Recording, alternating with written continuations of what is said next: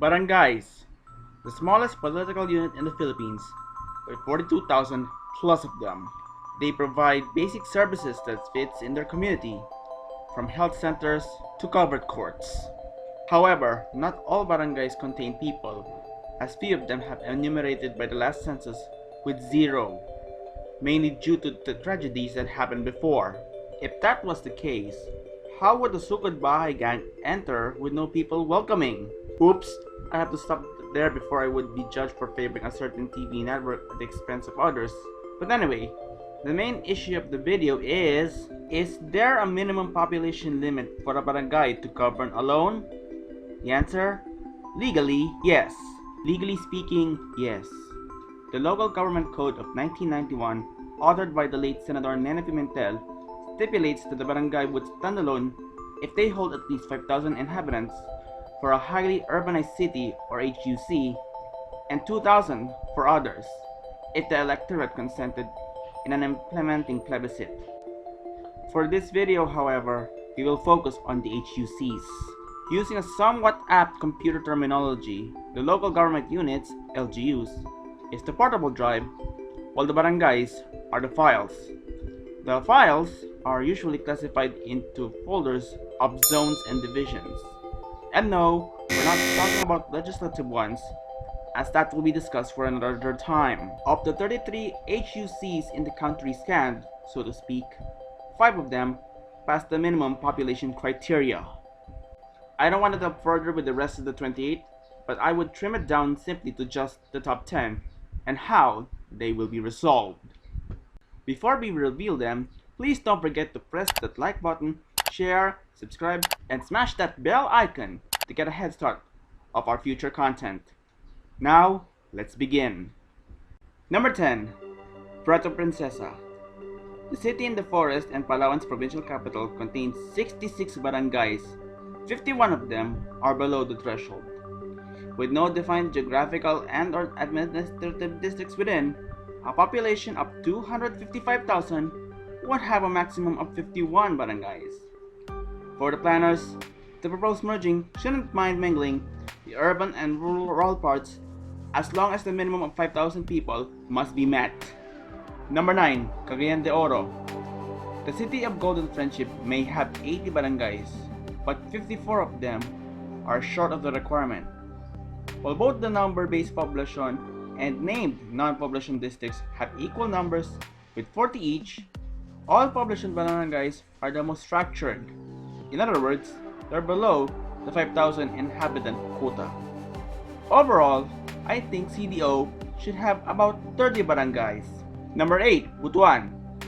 Caraca's sole HUC has 67 out of 86 below that required number. With a population of about 337,000, as a whole city, the maximum barangays following the 5,000 rule would end up with 67 barangays. With the city grouped into 13 geographical districts, therefore, it can be reduced further to say 56. Number 7. Davao City. The main metropolis of Mindanao and home of the sitting president has 182 barangays, with 100 of them did not meet the minimum population. Since the city is divided into 11 administrative districts, the city planners will have a more manageable time to merge sparsely populated communities within each district. Based on my calculations, the maximum aggregate of barangays for the city, based on the minimum population quota, should be about 166, or almost 10% less. Number 6. Baguio. The summer capital has 129 barangays, but 113 are below population qualification compliance. Had it followed a population with 345,000 living there, the maximum barangays they should get would be 69. According to the latest development, that is in 2017, there was a proposal to trim it down to 40 plus. Number 5. Tacloban.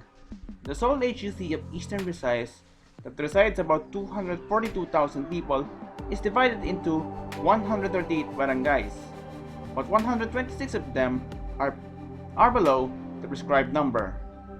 Using their population, since they don't cluster into administrative districts or statistical zones, The calculated maximum number should be about 48 barangays. Number 4. Colocan. This Metro Manila city is distinctively geographically divided into two with 188 barangays in total. Out of that, 144 are short of the minimum population requirement. There was a Republic Act back in 1989 that the 1st Congressional District should be merged from 70 to 30, but it was presumably defeated. If it were to enforce today, each of the divisions can be consolidated, but the northern part will be easy to finish the merging problem than the south. Number 3. Iloilo City. The most loyal and noble city in Western Visayas is crowned with 180 barangays. Of that, 161 are below the required number. Had it followed a total city population of almost 450,000, there should be a maximum of 89, one less than half the actual number. But since the city has defined 7 administrative districts, the city planners should get a manageable number lower than that. Number 2. Pasay City. The tribal city of Metro Manila contains 201 barangays. Of them, 186 are below the threshold, or 92.5% of them fragmented. Following the city population rule, they should have a maximum of 83. Since they have 20 statistical zones, the manageable number could be trimmed further. Before we reveal the number 1 of this list, we have an honorable mention to make. Bacolod City. The City of Smiles is 13th in overall number of barangays that are short of the requirement, with 39 out of 61 existed. But they are 10th in terms of percentage, or 63.1%. The population district contains 41 barangays, with 38 of them below the population threshold. For the remaining 20 non-population barangays is almost perfect, with one barangay not reaching the minimum required population. And the number 1 city with the most fractured number of barangays is the city of Manila. The nation's capital and the world's most densest city handles a colossal 896 barangays. Of that, 861 of them are below 5,000, or about 96%. Imagine if Mayor Isko Moreina summons an emergency meeting to all barangay captains. There was a past ordinance to reduce barangays to 150 in 1996, but failed to implement a plebiscite. With 16 administrative districts, all reaching the minimum population requirement, I would say that the ideal maximum number, not the final answer, of the barangays will be 339. This could be further reduced if one barangay is less than 5,000, merged with another one within each administrative district. Thank you for watching this video. If you want to watch about my previous explainers and prospects, click the playlist here. Until then, see you next time.